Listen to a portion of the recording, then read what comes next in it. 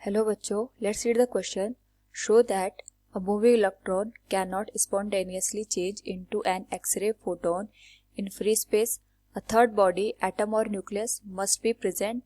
Why is it needed? Here hint is also given. Examine the conservation of energy and momentum. Now, first of all, we will discuss here the key concept, and here the key concept is conservation of momentum.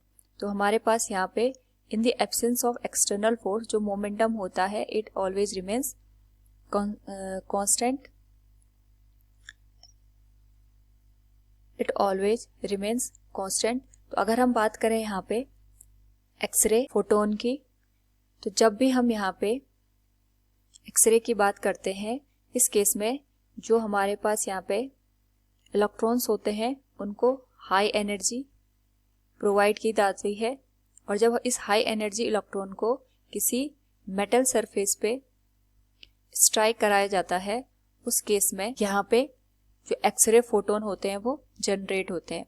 Now यहाँ पे जो radiation होता है उस radiation को हम यहाँ पे एक्सरे का नाम दे देते हैं. तो इस पर्टिकुलर केस में अगर हम बात करें energy of electron, it is E. अगर हम बात करें यहाँ पे momentum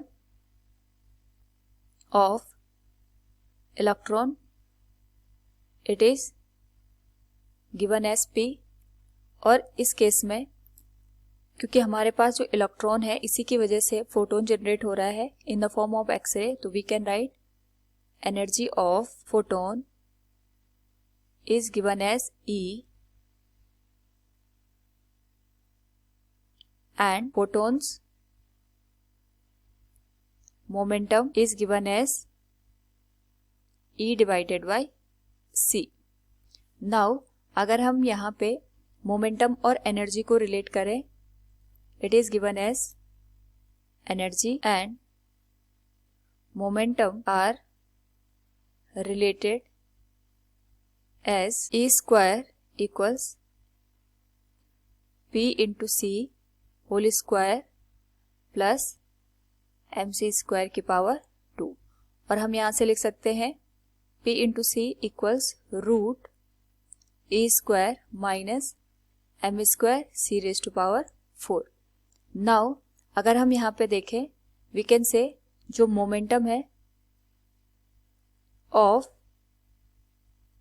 electron P and momentum of photon it is E by C.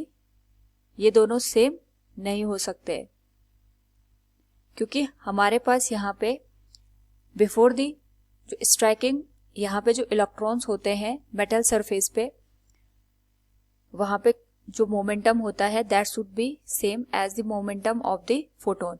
लेकिन हम देख रहे हैं यहाँ पे जो दोनों वैल्यूज हमें मिली हैं दीज आर डिफरेंट. जो P की वैल्यू है from given equation of energy and momentum, we can see दोनों इक्वेशन हमारे पास डिफरेंट है. सो हम कह सकते हैं मोमेंटम इलेक्ट्रॉन और फोटोन का यहाँ पे डिफरेंट है. सो यहाँ पे हमें किसी third body like atom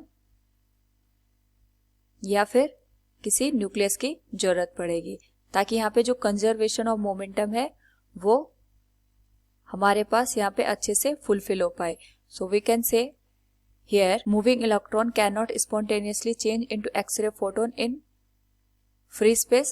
third body यहाँ पे हमें जरूरी चाहिए होगी और इसकी आवश्यकता इसलिए होती है ताकि हम मोमेंटम को यहाँ पे कंजर्व कर पाए. Hope all you understood it. Thank you and best of luck.